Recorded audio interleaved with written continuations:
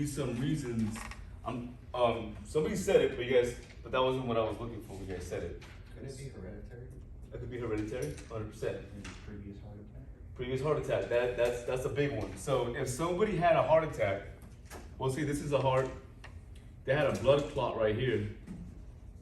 This part of the heart wasn't getting enough oxygen for a long period of time, and now that section died. That section is never gonna come back to life. That section now sucks for the rest of its life. It's gonna affect the contraction of the rest of the heart. So now that's gonna affect blood flow. You guys agree with that? All right.